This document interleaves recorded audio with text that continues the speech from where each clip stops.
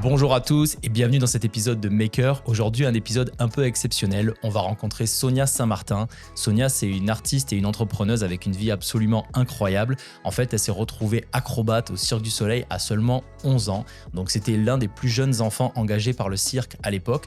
On l'a appelée pendant des années l'enfant du Cirque du Soleil. Elle a eu une vie plein de rebondissements et a côtoyé les plus grands noms. Elle a travaillé avec Guy Laliberté, Franco Dragone et d'autres. L'objectif aujourd'hui, ça va être essayer de comprendre un petit peu comment cet univers-là fonctionne à travers les yeux d'un enfant, parce qu'on est dans un monde d'adultes, dans un monde professionnel. Elle est arrivée là-dedans très très jeune, donc avoir sa vision pour voir un petit peu comment elle a vécu tout ça. On va parler des tournées, on va parler des soirées, comment ça aurait pu dégénérer, puis aussi les risques associés au métier. Le cirque a beaucoup évolué en termes de sécurité au cours des dernières années. Dans les années 90, c'était pas forcément toujours évident pour les artistes. Donc on a eu beaucoup de plaisir à faire ça avec Sonia. Honnêtement, c'est une personne incroyable qui a plein d'anecdotes. J'espère que ça va vous plaire et c'est parti pour ce nouvel épisode avec Sonia Saint-Martin.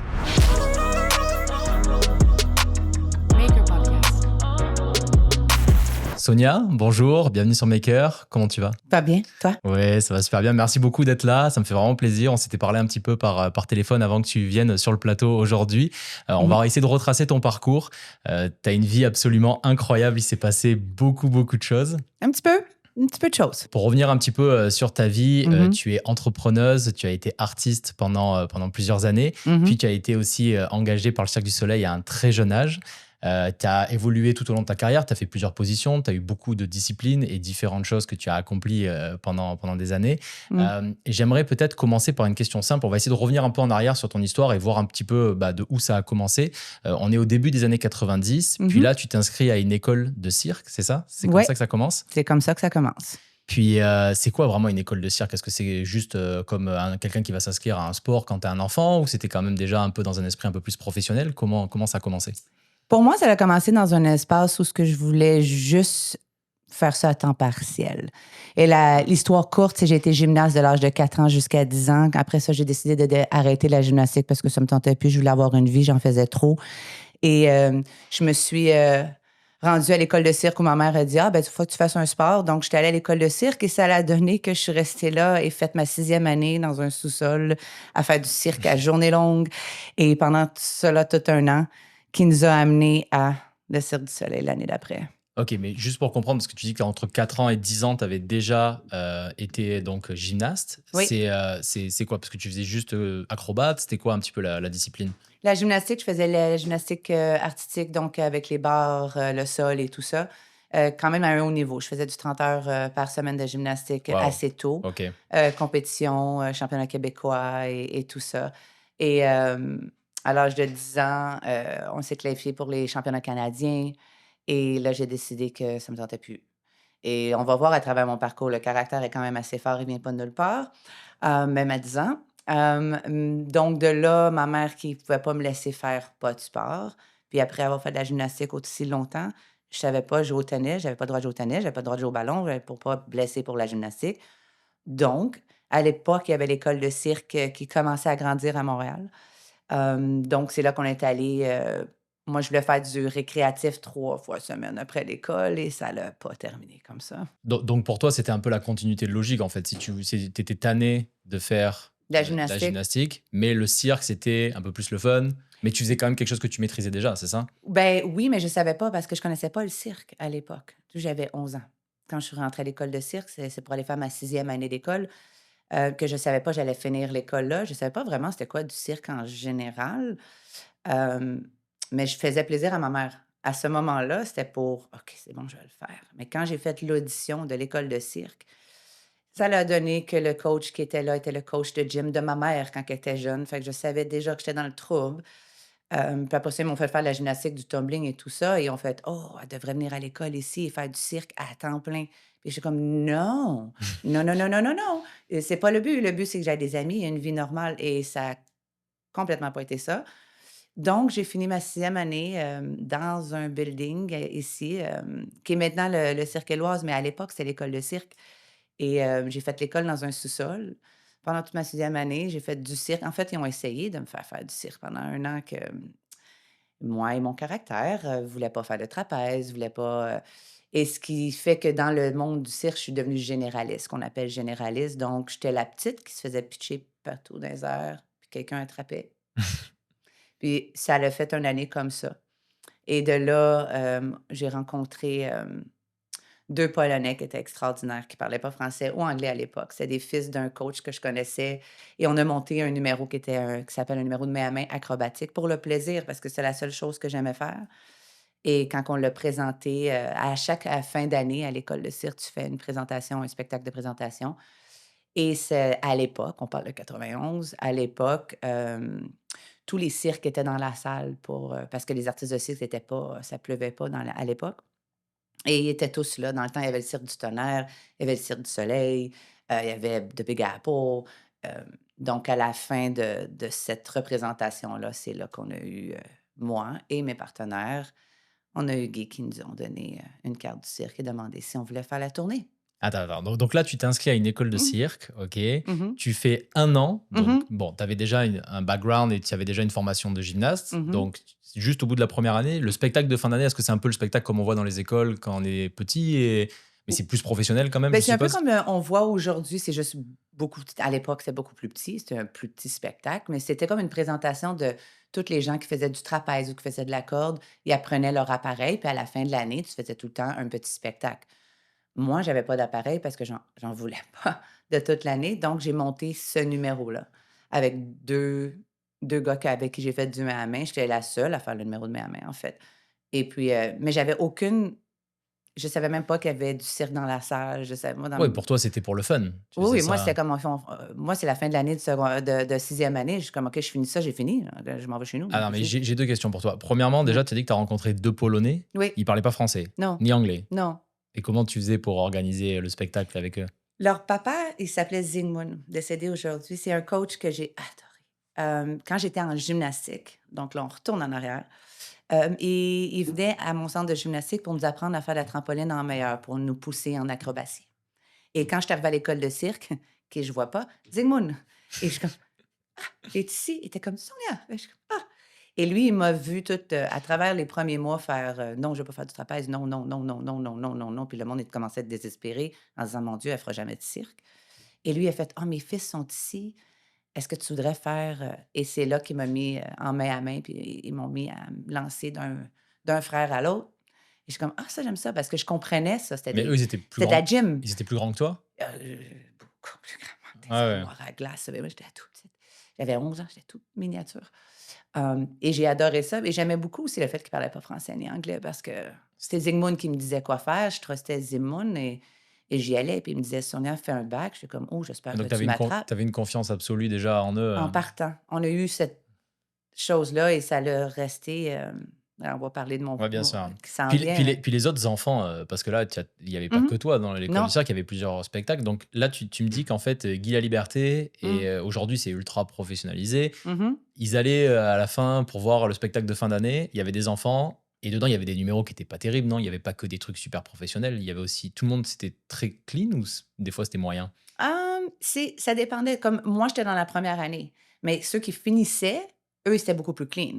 Ouais, Donc lui, il cherchait des numéros, soit complets OK, OK. ou c'est juste que moi, ça a donné c'est Coup de chance, un hein. coup de chance vraiment parce que je savais même pas c'était quoi le Cirque du Soleil. Je voulais même pas faire du cirque à la base. Donc c'est juste qu'à ce moment-là, il y avait besoin de ce qu'on appelle les généralistes dans le spectacle qui allait venir Saltimbanco. Et moi, j'étais la petite qui et à l'époque, il y avait de l'école et il y avait tout ça en tournée, donc les enfants étaient encore là et ben, moi, j'étais comme la petite parfaite qui se faisait pitcher partout. Ce qui J'imagine, il y avait besoin de quelqu'un comme moi, et ça a donné qu'il y avait besoin de quelqu'un comme les Polonais aussi parce qu'on est tous partis ensemble. Donc là, tu as Guy qui regarde les spectacles de fin d'année parce qu'à Mmh. l'époque, c'est vrai, tu avais pas internet, tu avais pas autant de vidéos, tu étais obligé d'aller sur place Mmh. et Montréal, c'était déjà probablement le berceau du cirque. Tu avais aussi beaucoup d'options, ça, parce qu'est-ce qu'il pouvait aller à Paris, par exemple, pour prendre des numéros ou c'était tout le temps, il essayait de trouver des idées à Montréal? Non, je crois qu'à l'époque, il faisait quand même un peu le tour. C'est sûr qu'il a fait un peu d'Europe parce que sur Saltimbanco, on avait un numéro justement, de main à main, statique qui s'appelle les Alexis Brothers et eux, ils tournaient l'Europe, puis ils étaient sur le spectacle aussi, donc mais il y avait beaucoup de Québécois à l'époque. C'était beaucoup, du Local? circassien local et de là pourquoi le cirque a monté très fort à Montréal dans les années 90 parce que moi, j'entendais tout le monde que leur but principal de vie était d'aller au Cirque du Soleil. Moi, mon but principal de vie était de devenir policière. Donc, heu, Tu savais même pas qu'il était dans la salle. Et quand tu as rencontré Guy, ça s'est passé comment? Est-ce que tu savais qui c'était ou même pas? Non. Non, pour toi, c'était un gars Ben normal. non, je me souviens, j'ai eu des cartes avec les Polonais. J'avais une carte jaune marquée Cirque du Soleil. À l'époque, elle était jaune marquée en bleu. Il y avait une carte qui s'appelait le Cirque du Tonnerre à l'époque. Et j'avais une autre carte que je me souviens pas. Puis il a fallu que je demande à quelqu'un, quelqu'un sait c'est qui ces gens-là. Et ça l'a pété des plombs. Puis j'étais comme, qu'est-ce qu'il y a? Il dit, mais va au Cirque du Soleil. Je suis comme, c'est quoi? Qu'est-ce que je vais faire là? Il dit, mais tu vas faire de la... Mais tout le monde ici veut aller là. C'est le but pourquoi? Et je suis comme, ah, ah. C'est combien d'années maximum l'école de cirque, normalement? Normalement, à l'époque, c'était un bon 4 ans. OK. Maintenant, c'est la même affaire parce que le secondaire 1 à 5 et pour faire ce qu'ils disent pour faire une maîtrise, on est dans le 4 ans pour maîtriser ton appareil. OK. Donc là, tu es engagé, tu pars sur Saltimbanco, c'est ça, dès Oui, le début? Puis à ce moment-là, donc c'est Franco Dragone, hein, je pense, qui dirigeait ce show, c'est ça? le metteur en scène fantastique, Franco Dragon. À ce moment-là, tu arrives, tu rencontres, les premiers artistes, tu tombes Mhm. sur une de tes idoles, Oh, c'est ça? c'est à quel point je connaissais pas le cirque. Première journée d'entraînement, 31 juillet 1991, on rentre dans ce qui était mon école de cirque, qui était encore l'école de cirque, mais on entraînait la balançoire russe, premier jour de training. Et quand je rentre, je vois Naomi Tamilio. Et Naomi Tamilio, c'était mon idole quand j'étais en gymnase. J'avais un poster de elle dans ma chambre. Donc, quand moi, je suis arrivée au training, je connais pas personne, mais je vois elle. Et là, je tombe en... C'est mon idole. Mais tu savais pas qu'elle était au cirque? Non, je connaissais personne. Je savais même pas qui était là, à part les 2 Polonais qu'on savait qu'on y allait ensemble. Quand je suis arrivée, il y avait une troupe de 30 personnes. Bonjour, bonjour. Et il y avait que des adultes? Que des adultes. J'étais la seule enfant sur Ils scène. avaient quel âge, les 2 Polonais? Je pense qu'à l'époque, quand moi j'en avais 11, ils devaient en avoir, ça. J'ai 46, donc il y en avait 25, Ah OK, ils 26 étaient ans. beaucoup plus âgés que toi, c'était pas Ah des oui, enfants oui! là? Non, non, OK. c'était pas des enfants. J'étais la seule enfant. Quand j'étais arrivée là du haut de mes 11 ans. J'allais avoir 12 ans 3 jours après le premier jour de training. Non, 2 jours après, le 2 août. Euh, donc, moi, j'ai vu tous les gens. C'est comme allô, allô, allô, allô. Mais là, j'ai comme, oh, t'es Naomi Tamilio. Et là, je capotais. Et là, elle me dit bonjour. Puis, je suis comme, j'ai des posters de toi. C'est moi qui allais donner les notes quand tu faisais de la gym, des compétitions. C'était moi, la petite fille qui courait, puis allait donner les notes au juge. Oh mon Dieu, t'es Naomi Tamilio. Et elle me répond, elle dit, tu sais qu'on va travailler ensemble, puis ça, c'est le Cirque du Soleil, hein? Et t'es Naomi Tamilio. Et tu vois, à l'époque, le cirque, Oui, j'avais pour toi, c'était pas important. Enfin, tu pas je pense que quand tu es jeune comme ça, à cet âge-là, tu réalisais pas, en fait. non, pour moi, c'est une autre journée de training, puis OK, on va apprendre quelque chose de nouveau aujourd'hui. Et c'était pas mal ça pour moi quand je suis rentrée. Puis pour comprendre un peu, parce que aujourd'hui, ça a beaucoup changé. Il y a plus Mhm. d'enfants aujourd'hui au cirque. Non. Dans les années 90, c'était encore une pratique qui se faisait. Mhm. Tu avais 11 ans. Est-ce que c'était légal ou c'était un peu. Non, totalement légal. Et c'était super bien organisé aussi. Quand je suis partie en tournée en 92, le show a ouvert à Montréal, et là, j'avais 12 ans à l'époque.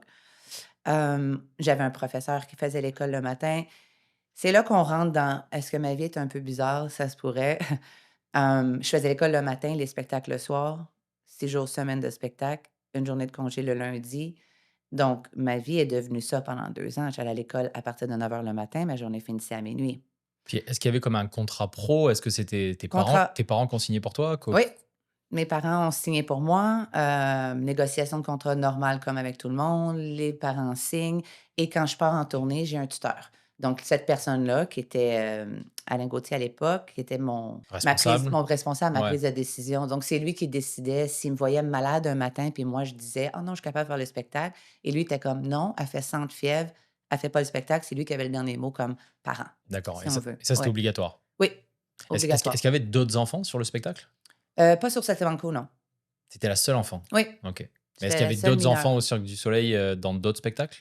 Quand j'ai fait Allegria, on était, 4 mineurs sur le spectacle.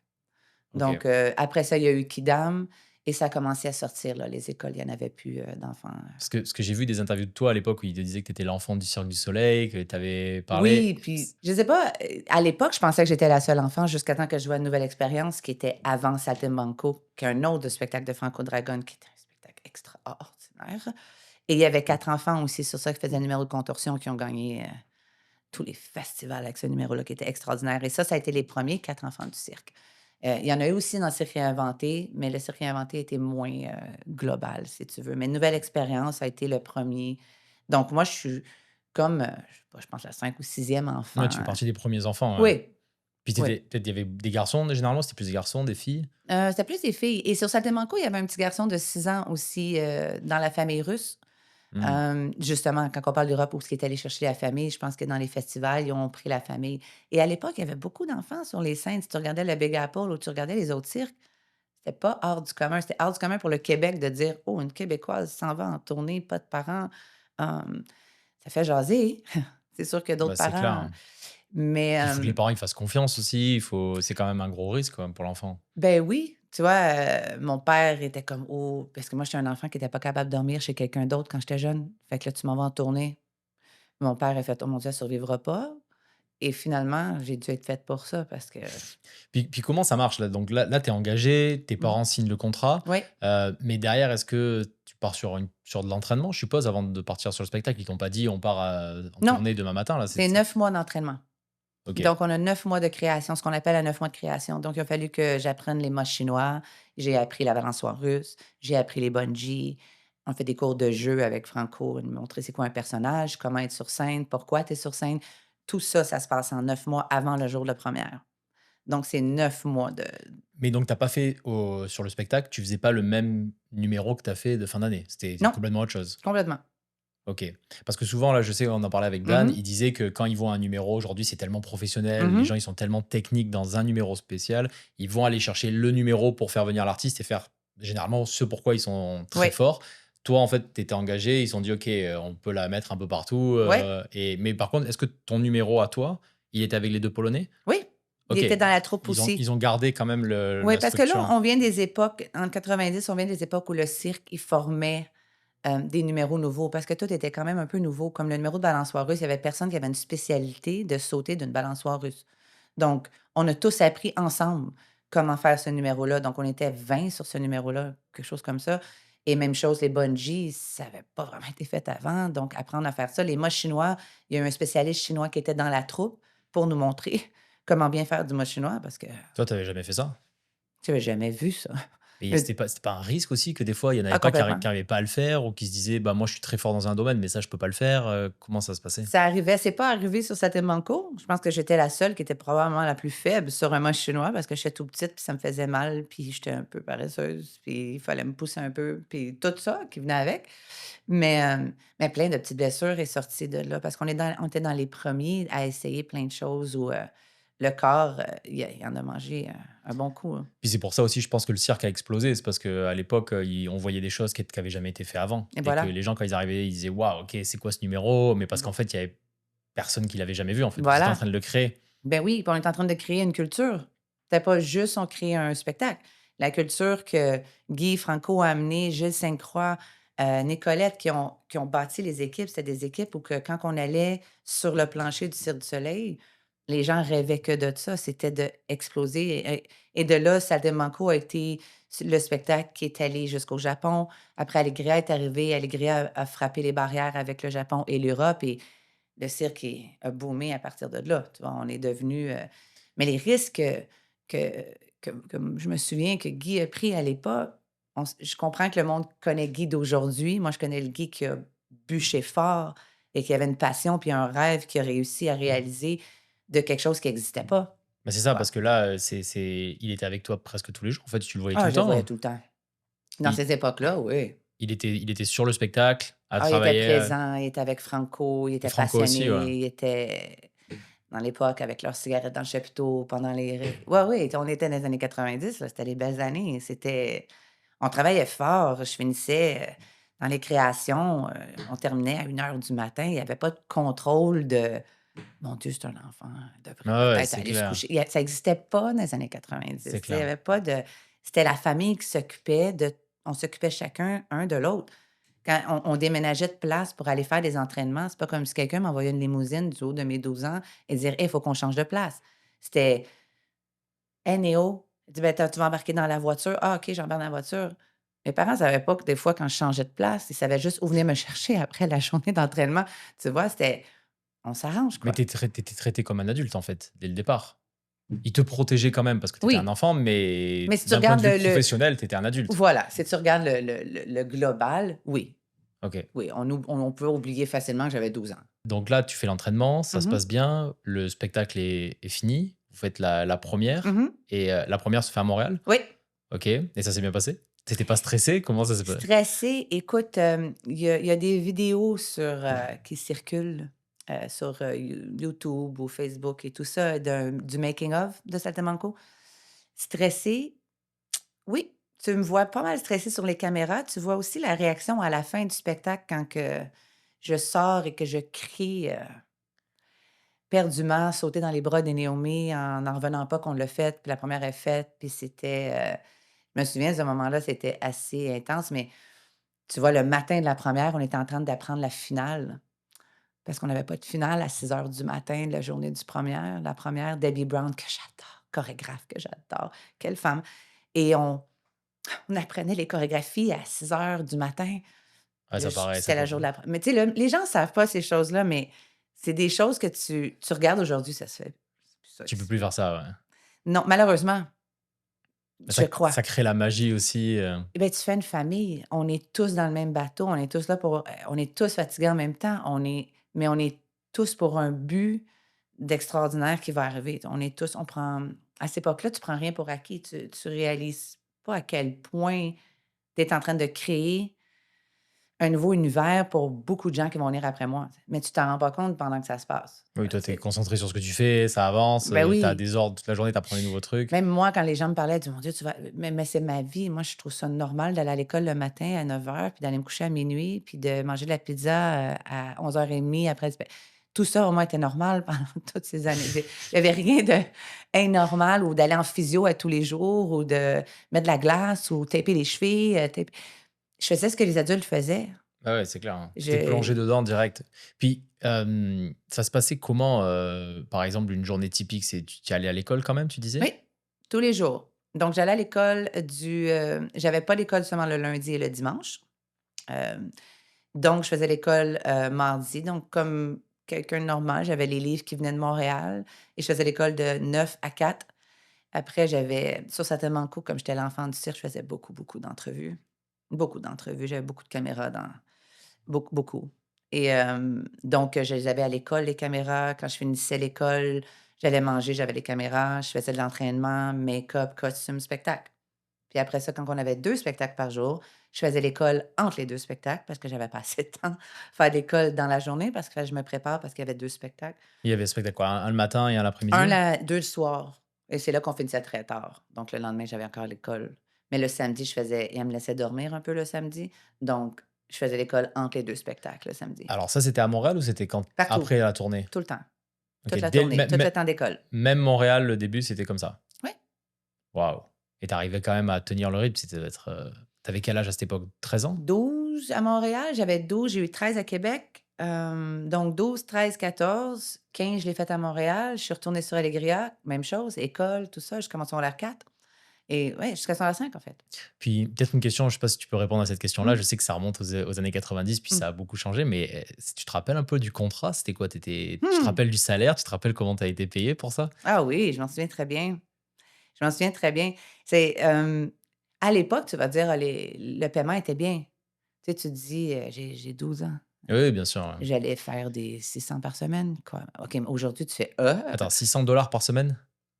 À peu près». Ouais, ça fait 2 400 pour un enfant de 12 ans, c'est quand même Tu oui, à dis l'époque, c'est énorme, ouais, c'est À clair. l'époque, tu dis: «C'est énorme». Est-ce que j'ai été payée comme un adulte? Non, mais ça, je l'ai appris plus tard, par exemple. Mais j'ai rectifié le tir avec Allegria.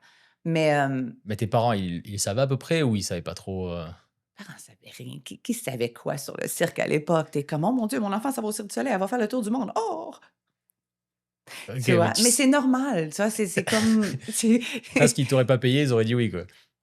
genre, parce que je veux dire, je n'étais pas payée pour faire la gymnastique, puis pourtant je faisais des compétitions à travers le Canada, tu vois? Je C'est veux dire, vrai. tu te poses pas la déjà d'être payée, je suis comme: «Ah, tu me payes pour apprendre? Ah, OK. Fait que là, tu me payes pour m'entraîner. Ah, c'est peut-être une motivation». Parce que moi, je suis une très paresseuse quand ça venait à la gymnastique. Il fallait vraiment que les coachs, poussent fort là, pour que j'aboutis, que je le fasse. Mais ouais, à l'époque, c'était des bons salaires quand même si tu regardes, c'était des bons salaires, mais est-ce qu'on en travaillait une shot? Ah, ma journée commençait à 9 heures, finissait à minuit, hein. Ah oui, tu travaillais comme une malade. 6 jours semaine, fait que c'est mais maintenant, je le sais.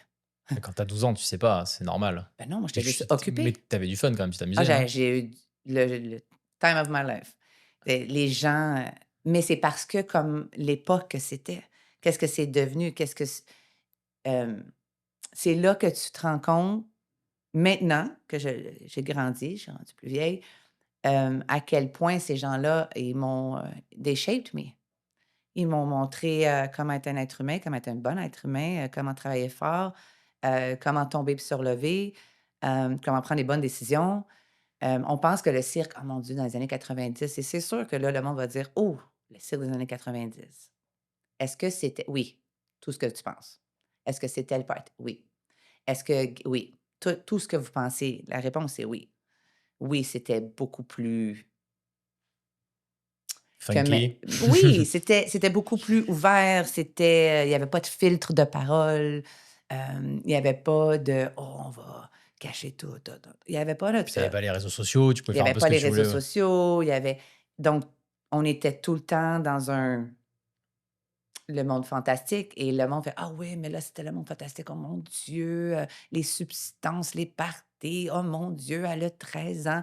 Tout ça, c'est vrai. Tout ça est très vrai. C'est pas du tout ça aujourd'hui. Tout ça est vrai. Boy, was it fun!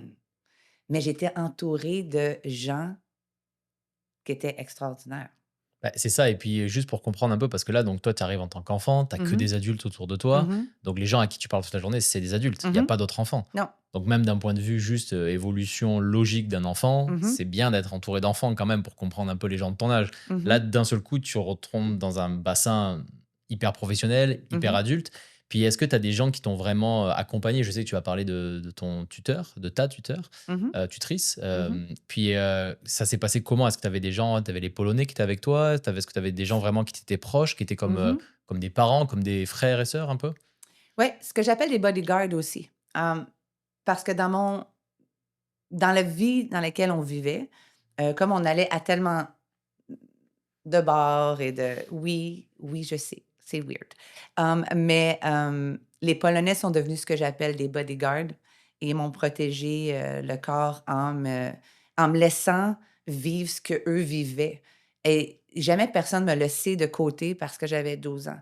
Ils m'amenaient avec eux à faire des choses dans des clubs ou des sortir, mais j'avais tout le temps entouré de soit les Alexis Brothers que je parlais, plus tôt, qui faisaient le numéro de ma main, 2 Portugais très puis c'est comme Sonia, tout le temps alentour de moi, puis à regarder qu'est-ce qui se passait autour de moi. Les Polonais faisaient la même chose et Naomi est comme devenue ma mère, est devenue ma confidente, est devenue je vais vous dire une anecdote parce que c'est drôle, mais, on sait tous qu'à 13 ans, on n'a toujours pas, les périodes, mais les périodes arrivent un jour, mais quand tu as pas ta mère puis tu as Mmh. un numéro de cirque à aller faire dans un costume blanc en bungee, puis tu as les menstruations pour la première fois.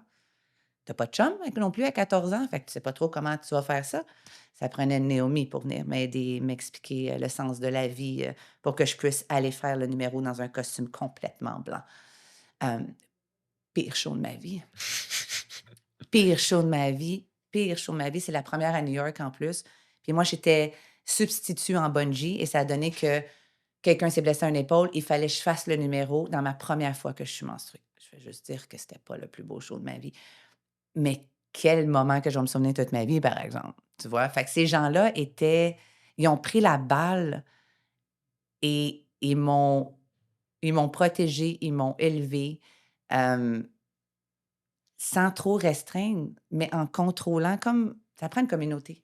Est-ce que tu avais un Pour peu des vacances quand même? Tu revoyais ta famille ou c'était, Dans le temps de Noël, fait que je revenais 2 semaines à Montréal. Après ça, on faisait du training, puis on retournait en tournée.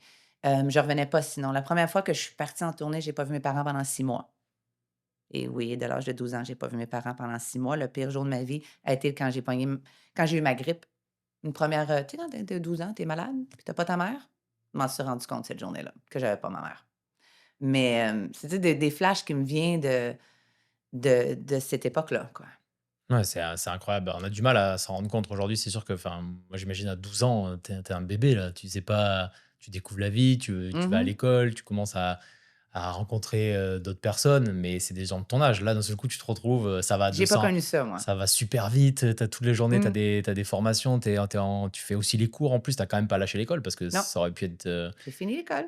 Puis moi, j'aimerais comprendre aussi, parce que là, tu parles beaucoup des gens qui t'ont entouré, qui t'ont Mhm, encadré, et tu le dis un peu comme ta deuxième famille. Et je pense que mhm, c'est le mot, parce ils mhm, t'ont fait grandir, ils t'ont formé, ils t'ont protégé.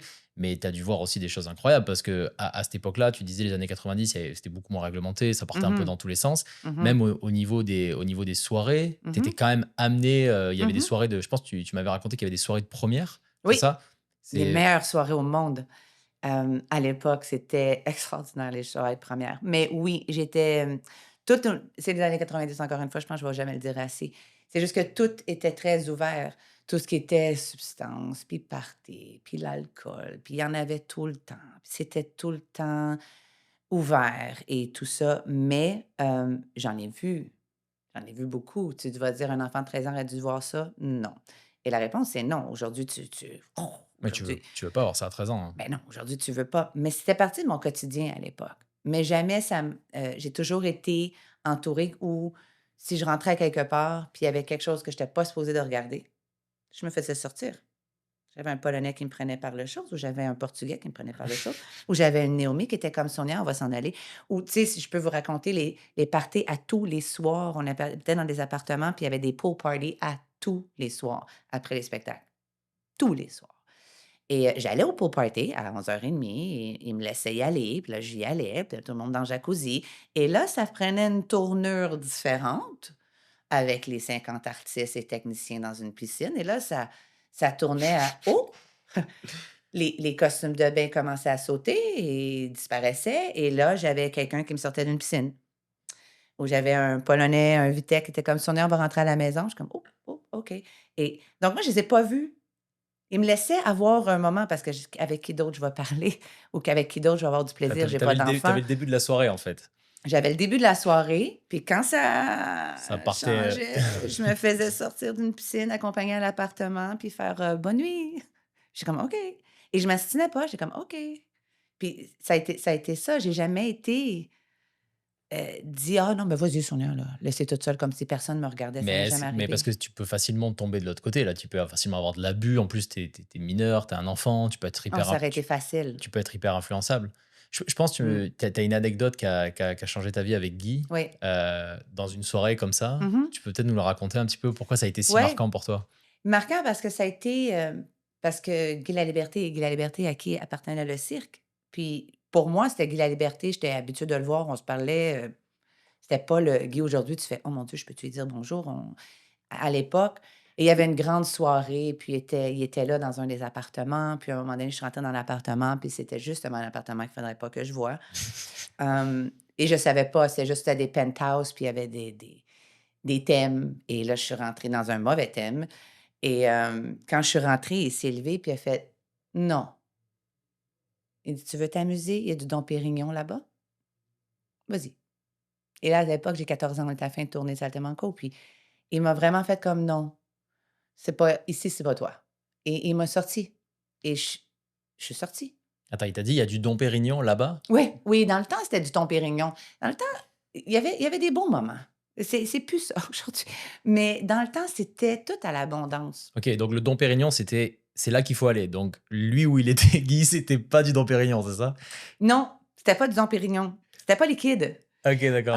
C'était pas liquide et puis drôle d'anecdote, durant la pandémie, on a eu beaucoup le temps de réfléchir et penser et à un moment donné, j'ai écrit à Guy juste pour lui dire à quel point je pense que tu savais pas à quel point tu aurais pu me casser dans une soirée comme ça parce que tu vois, c'est le patron, il y a d'autres gens et nin puis là, je suis là du haut de mes Tu 14 ans. avais 14 ans, hein? Oui, son réflexe a été de me sortir. Ça a pas été de dire: «Assis-toi Sonia, on va jaser», ça a été de me sortir et je crois qu'il y a des moments, beaucoup de moments comme ça qui s'est passé dans ma vie qui a fait que et bizarrement, oui, à tous les spectateurs, je n'ai jamais pris de drogue de ma vie. Jamais. Oui, alors que ça Et aurait pu être beh, ça aurait pu être très facile, mais j'ai jamais pris de substance de ma vie. parce que là, en plus, tu es influençable à cet âge-là, il aurait pu te dire: «Reste là» et Qui l'est pas? tu aurais peut-être dit oui, quoi. Ou tu aurais sûrement dit oui, d'ailleurs, hein. J'aurais peut-être dit oui, j'aurais peut-être dit non. Tu sais, je Je sais sais pas, pas, ouais. mais il y a aussi l'éthique de travail.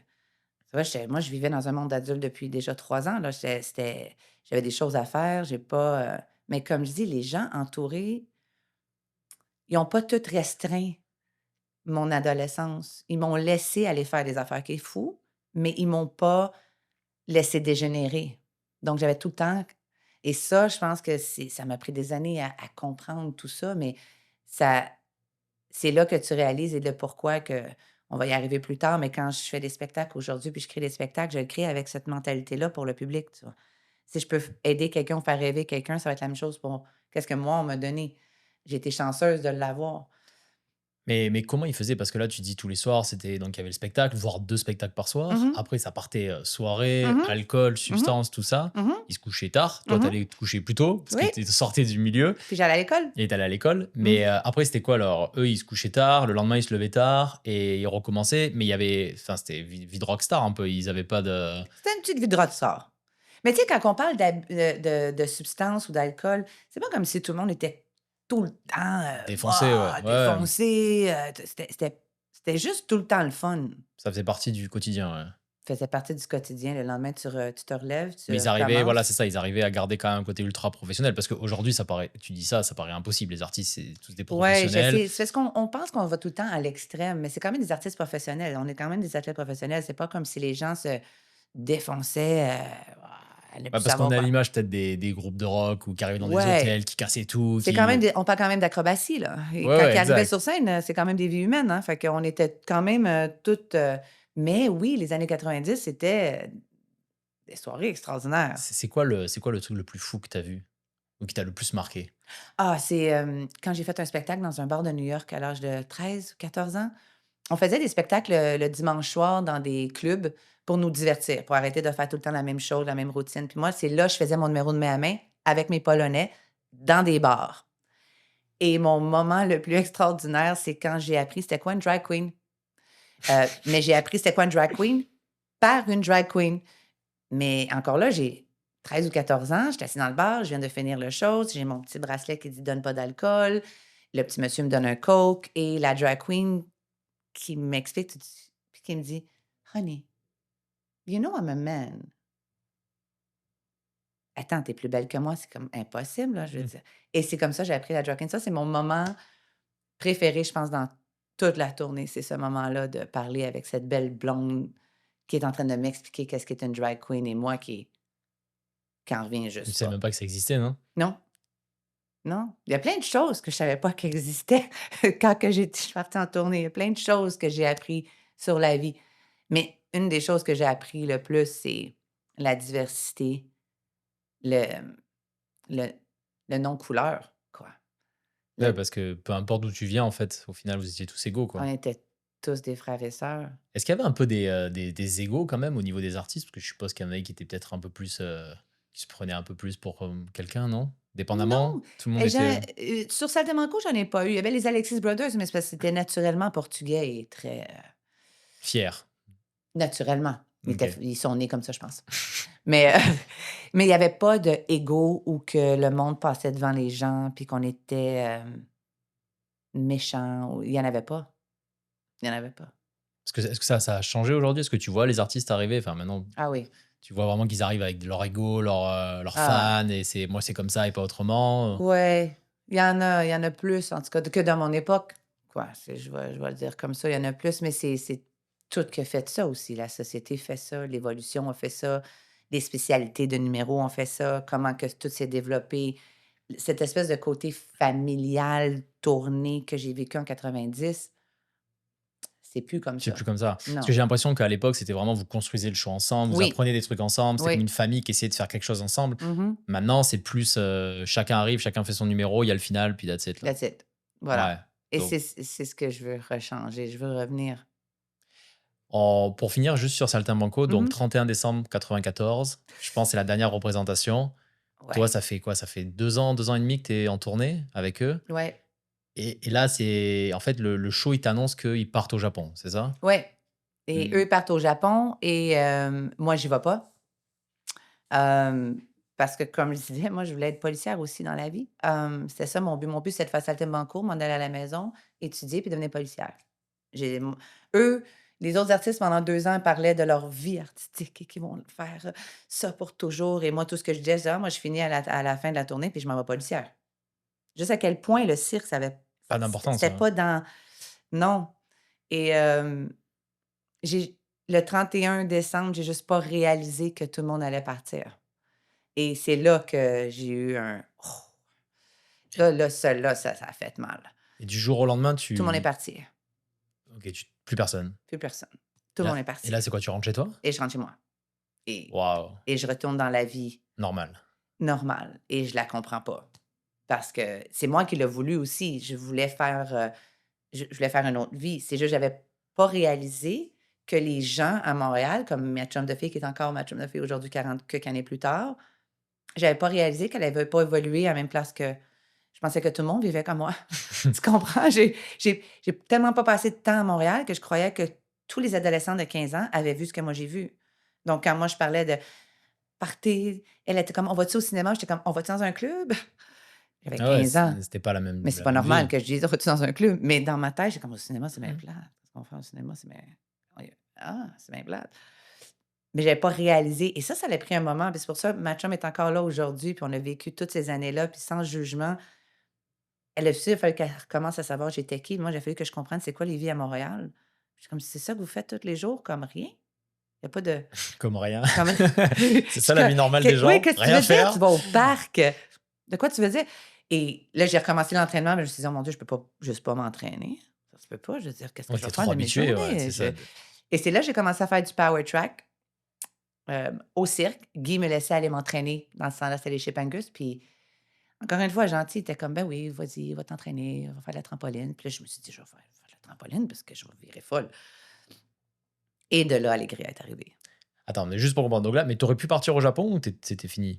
Non, c'était fini parce que je pense que la tournée j'étais blessée, hein, quand même assez beaucoup après la Satamanco OK. et je pense qu'ils ont voulu enlever l'enfant parce qu'il fallait que tu amènes l'école encore, tout ça au Japon et c'est que une des premières fois qu'elle allait au Japon, donc il y avait toute une affaire qui venait avec OK, c'est moi le quand premier même. show au Japon, en plus? Je pense que oui, je pense que OK. oui. Fait qu'il y a comme une grosse bulle qui vient avec quelqu'un comme moi qui a besoin d'aller à l'école et tout ça, c'est comme une grosse bulle. C'était trop de contraintes, ils ont dit: «OK, on laisse Ouais, puis en tomber». même temps, ben, moi, je voulais pas y aller non plus, fait que ça a comme a donné bien. Puis tu dis qu'en l'espace de 24 heures, tu perds tous tes repères, tu perds Je tes perds tout. amis, tu perds ta famille, tu perds tout le monde. Mais parce que là, toi, tu l'as vécu en tant qu'enfant, mais même pour eux, c'est difficile parce que les artistes, des fois, ils vont faire ça pendant 2 ans. Mmh Les vies de tournée, c'est des vies où tu es tout le temps avec les mêmes personnes. En plus, voilà, tu vis des expériences mh. incroyables, tu vis un quotidien de fou, tu changes tout le temps. Tu as les soirées, tu as tout qui se mélange au milieu. Même pour des gens, je sais pas, mettons un artiste qui est en couple, comment il fait pour tenir pendant ces moments-là là? C'est compliqué, non? Oh! Oh, ça, c'est une autre chose que j'ai vu beaucoup, dans la tournée, que j'ai appris beaucoup, que je me suis souvenu beaucoup des couples qui sont restés des années de temps. Un des riggers et une costumière sont encore ensemble aujourd'hui de Saltimbanco, qui c'est de mes amis que j'adore pour mourir et il y en a qui ont explosé des familles parce que Ça dépend si tu allé dans la c'est les années piscine. 80. Ça dépend si tu allais dans la piscine. Mais il y en a eu beaucoup des 2, des belles histoires et des histoires où ce que tu fais: «Oh, mon Dieu Seigneur» mais ce qui est drôle au moment, c'est ça que la jeunesse d'aujourd'hui qu'il faut comprendre, c'est que tu te réalises pas ce qui se passe au moment qui se passe, mais les leçons qui viennent de se passer aident tellement pour le plus tard de qu'est-ce que je suis devenue aujourd'hui ou comment j'ai pris mes décisions dans ma deuxième carrière que je fais après qu'on va parler tantôt, mais hem, tout ça, tu le réalises un petit peu plus tard. Mais oui, je suis revenue dans c'est qu'eux, ils gardaient la tournée, eux, ils s'en allaient au Japon. Donc eux sont partis à la maison en vacances, ils se rejoignaient au Japon. Moi, je les ai toutes perdues. Ils reviennent plus. Je les revois plus demain matin, je les revois plus dans 2 semaines, on fait plus de c'est fini. Est-ce que tu les as revus plus tard, certains? Oui, mais ça a pris du temps. Ça a pris du temps, ils sont partis pendant longtemps, ça a été vraiment très dur pour moi. Naomi a été le pire, quand que Parce que j'avais c'était pas comme ta Naomi. maman, en fait. Ouais. Là, j'avais ma vraie maman, Ouais, là, tu très retrouvais ta différente. vraie maman, ouais. Et donc là, tu rentres dans une vie normale Mmh. et finalement, ça dure pas très, très longtemps Non. et on te rappelle, est-ce que c'est Guy qui te rappelle ou Non, là, c'est Lynn Hayward parce que là, le cirque grandit, là. ouais, c'est On n'est Guy, plus on est plus dans le Guy, là. tu plus Là, on a passé tu à une plus autre Guy, là. chose. On rentre dans Allegria. Il est encore beaucoup là dans la tournée d'Allegria, OK. mais tout ce qui était, le avant, Le day to day, il est plus là, là. ça avait passé à un autre OK. appel parce qu'il était parti sur les projets. On connaît Guy, là, il y avait Vegas dans la là, il était Santa Monica va ouvert les portes, Allegria allait bien. Moi, j'étais arrivée sur Allegria, hem, À Santa Monica, la création avait déjà été Donc là, faite. c'est le premier Allegria parce qu'on Le l'a premier, qui est l'original. l'original. Oui. Ils étaient aux États-Unis à ce Oui, moment-là. Et déjà. en fait, c'est quoi? Il y a quelqu'un qui est blessé. Toi, tu fais il t'appelle pour un remplacement, c'est ça? Ouais. Le monde, c'est un numéro de Power Track qu'on appelle Power Track aujourd'hui, mais c'est Ça un veut dire numéro de ça. trampoline et ça se fait à 16. Et comme on en retourne encore dans les années 90, on n'avait pas le contrôle sur les spectacles ou les corps ou comment faire attention au corps ou avoir des backups ou c'était pas encore très établi en 94, tu vois. Donc les gens se sont blessés beaucoup sur cet appareil-là. Et je comprends pourquoi, parce que ça fait mal. Puis moi, je m'entraînais dessus ça parce qu'à la base, je suis une gymnaste, donc je fais juste m'entraîner jusqu'à temps que j'ai l'appel qui m'ont demandé d'aller sur Allegria rapidement. Puis comme j'avais de l'expérience de Saltimbanco, les personnages et tout ça, puis je connaissais la C'était tournée et facile, tout, hein. c'était facile pour moi d'y aller. Mais quand ils m'ont appelé pour aller, j'ai dit non plusieurs fois parce que je commençais à m'établir dans une vie normale.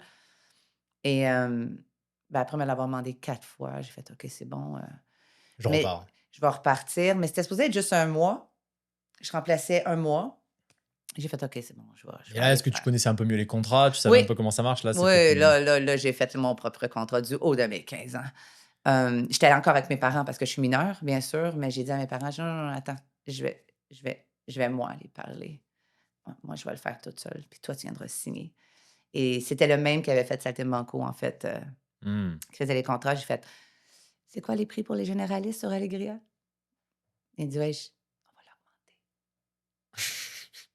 Parce qu'on se souvient ce qu'on m'a fait sur Saltimbanco? Puis il a fait: «Ah, on va le faire». Et donc j'ai comme fait une petite récupération, là. Ouais, bon, tant mieux, au final. Donc, Ben, c'était c'était pas pas c'était juste de pour bonne l'argent. guerre. Oui, c'est ça, c'est de Quoi, bonne guerre, ouais. c'est toi qui m'as appelé 4 fois, hein, moi, Ouais, je ouais, c'est clair. je suis pas obligée d'y Et aller. puis, ils avaient besoin de quelqu'un, en fait. Eh Ils oui, avaient oui, pas le oui. choix. Oui, oui, OK. quand je suis arrivée là-bas, 3 jours après, j'étais déjà dans le show, Ah ouais, en fait, c'est vraiment remplacement direct. direct. OK. Puis là, à ce moment-là, tu rencontres Oné pour la première Ah! fois, qui devient ton premier copain. On va en reparler de Oné un peu plus tard. Mais donc, tu Mmh. le rencontres, là, tu as 15 ans. Oui, Lui, il a quoi, 17? 17. 17. Mmh. Et vous sortez ensemble dès le début du spectacle? Oh non, non, non. Moi, je parle pas anglais à 15 ans, très bien, hein, et lui est from Hawaii, puis il faisait c'est l'original de Feu, c'est lui qui a créé le numéro et tout. Et on se croisait comme «Hi, hi». Et je peux pas avoir une conversation, mon anglais est pas Ouais, très tu bon, parles pas, ouais.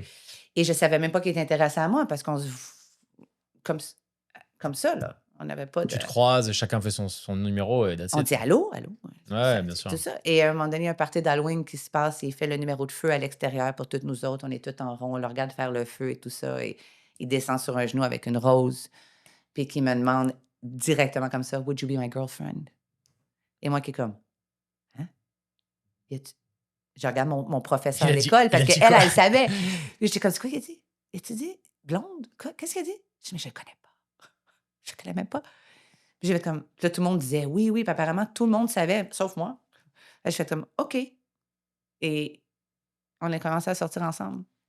Puis bizarrement, après, je pense un mois, on était dans un supermarché en train de chercher du fromage, par rapport. Puis à un moment donné, j'ai comme: «OK, mais il faut que je le laisse, ça a pas de bon sens. Comme on se parle pas, on parle comme ça parce que je parle pas bien anglais, puis on est 2 cultures complètement différentes». Moi, j'étais rock and roll, là. Moi, j'étais habillée en cuir, en noir, les cheveux, le rouge à lèvres rouge. Lui, c'est un Hawaiian boy, super sweet, super church, super family, super.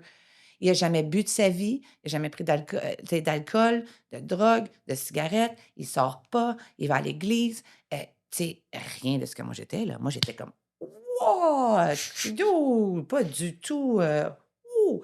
Et pour de là, quand on se connaissait pas, j'allais dans tous les parties, il allait dans aucun party. C'est pour ça que j'ai pas compris pourquoi tu veux sortir avec moi. Je suis comme la plus folle de la gang. Il y avait 4 autres mineurs, mais moi, j'arrive d'une tournée. Fait que quand j'étais avec les 3 autres mineurs, eux autres sont super quiet sur Allégria. Je comprenais pas ce qui se passait. Déjà, Allégria, ça avait changé les enfants. J'étais comme: «Hey, il y a un pool party ce soir». «Oui, mais on y va pas». «Tu sais, tu y vas pas. Tu faisais, tu vas pas au pool party». Et là, le nouveau tuteur, qui était mon tuteur aussi, il dit: «Ah non, non, non, non, vous avez de l'école le lendemain. Nous, on va pas au party». Je suis comme: «Oh, pardon? Mmh. Excuse-moi, quoi?» Moi, j'appelais ma mère. «Maman, faudrait que tu parles au tuteur. Dis que je peux aller au party. Dis que je peux aller au party». Puis il parlait, puis drôlement, le tuteur sur Allégria, c'était le directeur de tournée. Oh my god. J'en ai fait vivre des belles et des pas mûres, lui, sur Allegria. J'étais Mais donc ça a quand même tenu, tu es resté avec lui finalement ou On est restés ensemble, oui, parce qu'il y a eu un party et à l'époque et encore aujourd'hui quand il est sur scène, il attirait beaucoup de femmes. Le petit Hawaïen, avec son feu, là. Il attirait beaucoup de femmes. et tu étais Puis jalouse? et je suis tombée jalouse cette soirée-là et j'ai réalisé que j'étais en amour et ça m'a pris cette soirée-là pour, voir ce qu'il fait là. Il parle à bien du monde et j'étais allée, je suis comme: «Qu'est-ce que tu fais?» Et là, mon anglais tout d'un coup sortait, hein. J'ai appris l'anglais, me Ah suis ouais, réveillée. en 5 minutes tu parles anglais, ouais. Oh, là, je parle anglais et depuis ce temps-là, je suis tombée en amour, mais solidement, genre, il est mon univers, ma vie, toute, c'est l'amour de 15 ans, là, comme toute ma vie et après, je me suis blessée sur Allegria, donc comme toutes les autres personnes qui ont tombé sur ce numéro-là, j'ai tombé moi aussi, me suis fait opérer au dos. Alors, encore une fois, j'ai pas fait le Japon, mais là, je voulais faire le Japon parce qu'on était là. Parce que OK, parce que là, d'accord, parce que là, à ce moment-là, Alegria partait au Japon, c'est ça? Il suivait Saltimbanco? Ouais, parce que j'ai finalement fini jusqu'à Atlanta, la même affaire que le 31 décembre, Même mais le histoire? 98 cette fois-ci, 96. Hem, donc même chose, puis le chemin était le même, il s'en allait au Japon, puis après ça, il faisait l'Europe. Eux, Allegria avait été capable d'ouvrir le marché européen cette fois-ci aussi. Donc ça arrêtait pas juste au Parce Japon. qu'Alegria a duré 20 ans, un truc comme Ah, ça, ça a ou duré 15 ans, interminable, ouais. mais c'est tellement un bon spectacle, c'est comme Et donc là, toi, à ce moment-là, donc tu es avec Oné, ça se passe super Mmh bien, mais tu te blesses mh. et là, fin de carrière? Et la fin de carrière qui était pas supposée être fin de carrière, mais qu'en me réveillant de l'opération, j'apprends que c'est fin de carrière. Parce que tu Donc, pouvais plus marcher ou c'était, ben, je peux encore marcher, c'est juste que le muscle avait, ils ont dû enlever une partie du muscle, ce qui fait que mon dos était moins fort. Donc pour faire un numéro de trampoline à 10 fois semaine, c'était juste plus possible. J'ai recommencé l'entraînement, j'ai essayé de retourner, mais j'avais mal. Fait que je pouvais pas aller faire 10 shows semaine, c'était impossible et le cirque le suit aussi. Tu voyais bien que j'avais mal dans les entraînements. Si tu peux pas aller me remettre, je vais retomber. Mais lui, il a continué. Il est allé au Japon. et donc là, toi, ça c'est fini? Tu Non, j'étais rentré? encore avec lui à ce moment-là et comme tout bon enfant de 16 ans, 17, 16, 17, 17 à l'époque, quand il est allé au Japon, hem, je dis à mes parents, je dis: «Bon, ben, moi, je vais aller suivre mon homme Au Japon? au Japon. Fait que je vais prendre un billet d'avion avec pas de retour, puis je m'en vais, puis je vais revenir quand je vais revenir». Et mes parents sont comme: «Et ta vie à toi?» «Ben, là-bas, ma vie à moi, c'est lui». Moi, je lâchais tout, là. J'ai tout lâché Montréal. J'ai pris un billet d'avion, je suis partie au Japon, j'ai tout abandonné, les amis, le ça. J'ai-tu une carrière? Je sais pas. Je vais-tu en avoir une? Je sais pas. Je vais-tu travailler? Je sais pas. On est là-bas. Je m'en vais là-bas. Et comme tout bon enfant de 17 ans et 19 ans, tout a explosé, alors je suis revenue à Montréal et là, j'ai commencé mon beau 2 ans de downfall. Ouais, Ça a là, été après 2 ans. Mais c'est une tu sais, on pense à Oné, on pense à l'histoire d'amour et tout ça, que c'était vraiment, l'amour de ma vie. Puis quand j'ai dit que c'était l'amour de ma vie à 17 ans à mes parents, I meant it. J'y ai cru pour vrai, là. Et aujourd'hui, on est encore je pense que c'était vrai, mais ça s quand je suis revenue, ça a été très dur parce que j'ai perdu le cirque. J'ai encore perdu la famille de cirque. Là, j'ai perdu le chum en une plus. deuxième fois, ouais, tu avais la Et totale. là, je savais qu'il y avait plus de retour jamais sur scène. J'allais plus jamais faire de l'acrobatie. Là, c'était clair. Donc tout ça, ça a été quand même un long processus, Puis tu as parlé de chute, parce que c'était pas la seule, il y en a plein qui se sont blessés, mais Mmh il y a eu plein de fins de carrière pour plein d'artistes, en fait, mh. non? Bien sûr. Puis les normes de sécurité, parce que quand on parlait avec Dan, Mmh justement, mh. qui parlait en tant que juste créateur de spectacle, il Ouais. disait la priorité tout le temps, c'est toujours la sécurité des Oui. artistes. Tout le temps, tout le temps. Donc ça, c'est moderne, mais à l'époque, c'était peut-être pas autant que ça. Il y avait. C'était pas autant en fait, la sécurité des artistes a toujours été là. Ce qu'on apprenait dans les années 90 dans les débuts, c'est à quel point le corps peut prendre et ça, je pense que personne ne pouvait anticiper ça. Même si je veux être fâchée après, pourquoi quelqu'un m'a pas arrêté avant, pourquoi quelqu'un n'a pas vu ma blessure avant. Premièrement, je l'ai caché très bien ma blessure parce que je ne voulais pas partir. C'est ça, tu voulais. Beaucoup de monde a fait ça parce que tu veux pas faire prendre ta place, tu veux pas perdre ta place, tu veux rester, tu veux donc plein de ces choses-là. Puis avant qu'il y ait vraiment un système de: «Oh OK, le corps peut prendre 5 shows semaine sur la trampoline» et ça a pris des années avant de s'en rendre compte. Tout était nouveau à l'époque. C'était Ouais, pas il y comme s'il y avait avait. un livre décrit comment tu fais ça, quoi. Donc, hem, fait que est-ce que j'ai été fâchée après le cirque? Oui, pendant 1 an parce que j'avais 17 ans puis Ma vie venait de finir, puis pourquoi tu m'as pas aidé? Mais Puis c'était ben pas vraiment leur faute, mais c'était pas leur faute, c'était comme ça, ouais. c'est ça, tu vois? C'est pas, Puis tu avais des shows aussi des numéros qui étaient plus à risque que d'autres, non? ben oui. Parce que Oné, par exemple, il était peut-être moins à risque avec le feu, non? Ben, on est il a pogné en feu à tous les shows, hein. Il s'est coupé à tous les jours de toutes les fois qu'il est sur scène, on est se coupe, il se brûle la peau à tous les fois. Même j'ai vu sa jambe prendre en feu pendant un bon 15 secondes jusqu'à temps qu'il enlève la peau, mais il a tout arraché en même temps. C'est assez dégueulasse, oui. Waouh! Mais lui aussi, c'était le premier, c'est lui qui a créé ce numéro-là. Fait que pour comprendre comment gérer les couteaux, puis comment faire les séquences en essayant de minimiser les brûlures et les coupures, ça y a pris 1 an à créer le numéro pour à comprendre de comment je peux arrêter de me blesser à tous les soirs. Et nous, ça a été la même chose. Comment mais nous, vu que c'est un numéro de groupe, il faut le faire avec les coachs, il faut le faire avec tout le monde, dire comment on fait pour réduire les blessures? Et c'est là que tout embarque. Mais c'est arrivé après moi. Ouais, bien Toi, sûr. ça tout ça, ça a embarqué après. Donc quand Dan, il parle d'aujourd'hui, les sécurités qu'il y a d'aujourd'hui, ça a été mis en place. Je fais partie des prototypes qui ont Ouais, essayé tout ça, tu le vois? sacrifice. Mais je suis pas oui, je suis comme dans les sacrifices, mais je suis pas toute seule. Toute la troupe l'a fait, les Ah, il y en a Polonais, ils ont eu beaucoup plein, mal, bien sûr. Nouvelle Expérience, qui était un show extraordinaire, eux autres aussi, non bavé. On fait toute partie de ces expériences-là et ce qui amène au qu'est-ce que je fais aujourd'hui? Pourquoi je le fais? OK, donc là, à ce moment-là, tu retournes à Montréal Oui, et là, tu te dis: «Il faut que je fasse quelque chose oui, de ma vie». Bon, on va passer il y a eu une période un peu douloureuse, compliquée, comme tout le monde. pas très le fun, puis tu as perdu beaucoup de choses, sur ces transitions-là. Mmh. Puis là, tu dis que tu veux te lancer justement, pour faire une carrière dans le cirque, mais pas en tant qu'artiste, Ouais, c'est ça? Tu veux ouais, devenir de l'autre côté du rideau un petit peu ouais. et comment ça se passe? C'est quoi un petit peu à ce moment-là que tu veux faire? En fait, ça s'arrive comme une épiphanie. Je regardais la télévision, pour de vrai, ça s'est passé exactement comme ça, parce que je voulais retourner j'ai comme si on écoute toute l'histoire que je viens de raconter, j'ai jamais vraiment pensé être sur scène dans ma vie. C'était pas vraiment quelque chose avec quoi j'étais si en amour, quoi. Mais, j'avais pas réalisé que j'étais en amour avec l'art et comment contrôler la chose. Donc, à un moment donné, il y avait une f à la télévision, à l'époque, il y avait l'école du show business et j'ai vu une annonce, «Voulez-vous travailler dans le spectacle? Régisseur». J'ai comme: «Oh oui, moi!» Et j'ai pris mon auto, puis je suis partie à l'école. Attends, l'école du show business? Oui, à l'époque, il y Ça avait une existe école de vraiment show ça? business. OK. Ouais, ça existait et c'est un peu comme, le cégep Lionel Groulx, que tu fais un cours de 3 ans, puis tu deviens technicien, tu peux spécialiser en lumière, en Eux, c'était comme un cours de ça, mais raccourci. Donc tu payais, puis j'avais 45 semaines et comme j'avais tellement un gros background quand même, moi, j'avais besoin d'aller apprendre le papier de la chose. Qu'est-ce que les gens font vraiment en arrière? Un régisseur, ça fait quoi? Les horaires, ça se fait comment? Un budget, ça se fait comment? Comment qu'on dirige les gens? La production, tout ça, je ne l'avais pas. Et de là, j'ai eu beaucoup de réalisations. J'ai fait beaucoup d'excuses après dans ma carrière pour avoir traité des gens, des fois, à l'âge de 15 ans, pas très bien. Mais c'est là que j'étais allée là, je me suis inscrite, j'ai fait mon cours. Puis le drôle là-dedans, c'est que quand j'étais allée à l'école, il y avait des profs qui donnaient les cours. Ils étaient avec Salta Manco avec moi. Fait que quand ils m'ont vu rentrer dans la classe, ils ont fait Saint-Martin. Je suis comme: «Ah, allô, c'est toi? C'est toi le prof?» Il était comme: «Oh, je le ferai pas facile». Je suis comme: «Oh, j'imagine que non». Parce que je me souviens quand ouais, OK. Et c'était très drôle. Fait que ça a été un 45 semaines quand même assez drôle. Donc 45 semaines, c'est assez court et le but, c'est de devenir régisseur, c'est ça? Le but, c'est de devenir régisseur. Puis Ouais, le régisseur, en fait, juste peut-être tu peux le dire avec tes propres mots, mais de ce que j'ai compris, c'est le chef d'orchestre un peu, c'est celui ouais, qui dit à tout le monde quand y aller, comment le faire ouais, et il y a personne qui bouge sans ton go, c'est ça? exactement.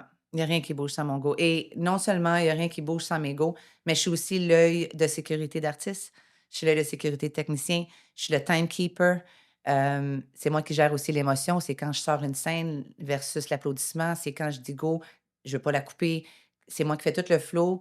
Donc, c'est scène par après scène, c'est moi qui donne au public un peu le code de Here we go. On s'en va là. Ah, on s'en va là. Et, et on est aussi le. Moi, je vois la plus grosse affaire d'un régisseur, puis il faut le dire, c'est régisseur circassien. Parce qu'un régisseur de télé ou un régisseur circassien, pas du tout la même Pas la même chose. chose. Un régisseur circassien, je dis go sur des vies humaines. Donc, il faut que j'apprenne le métier de tous. Ça, c'est mon point de vue. Pas tout le monde qui le Parce que ça fait. veut dire que c'est toi qui dis: «OK, tu peux y aller, tel artiste peut faire tel move à tel moment», mais donc eux, ils te font confiance les yeux fermés. Oui. Et ça, Si tu dis une bêtise, tu peux tuer quelqu'un. voilà. Et j'ai jamais fait un spectacle où ce que j'ai collé un spectacle où j'avais pas eu les papillons, où j'étais pas complètement laser.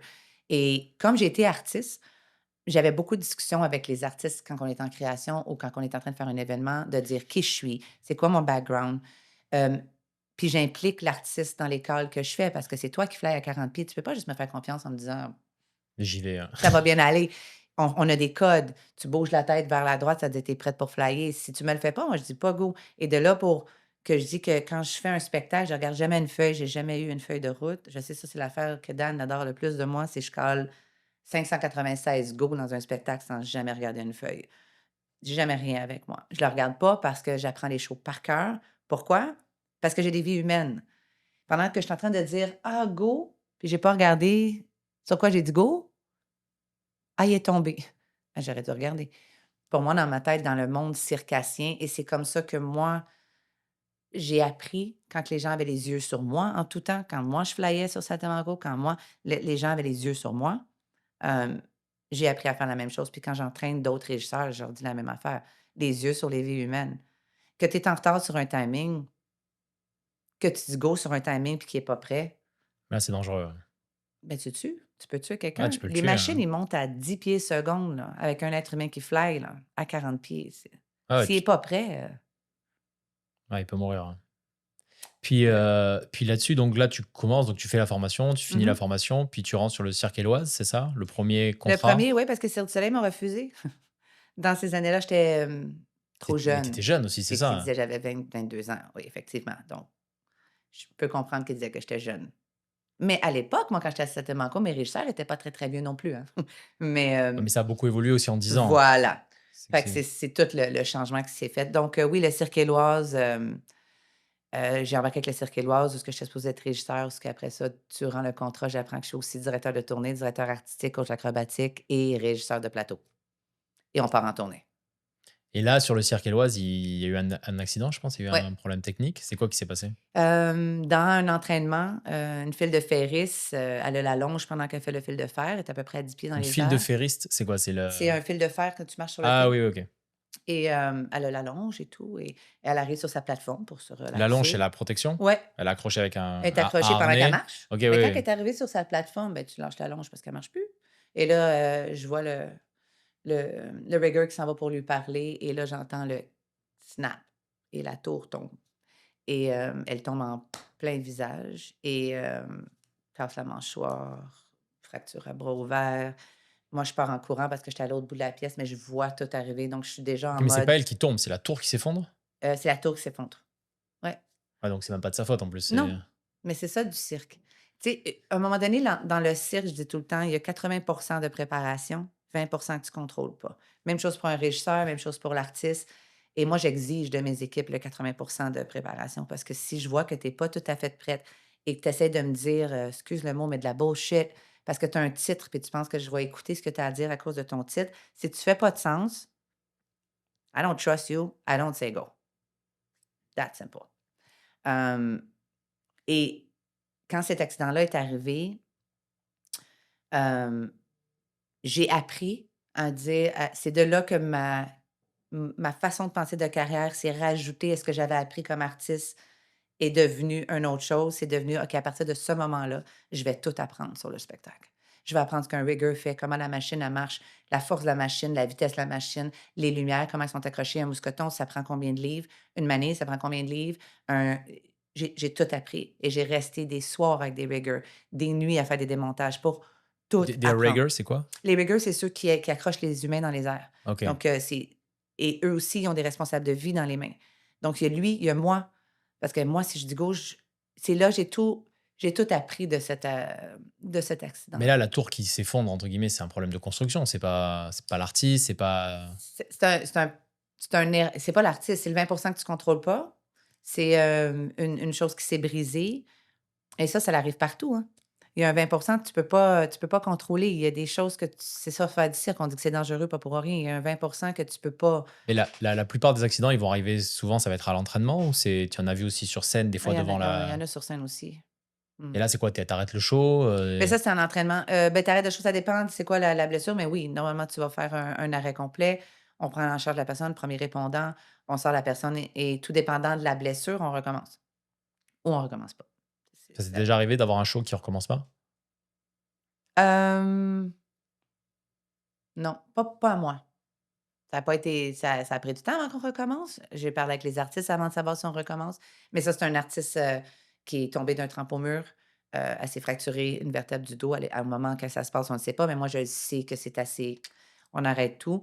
Elle va à l'ambulance, on sait qu'elle est correcte. Mais moi, je suis toujours en communication avec les artistes. Je fais ça avec eux, hein.